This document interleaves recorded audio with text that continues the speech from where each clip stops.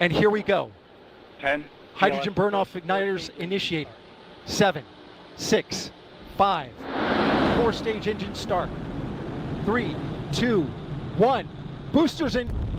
And liftoff of Artemis 1. Rise together, back to the moon and beyond.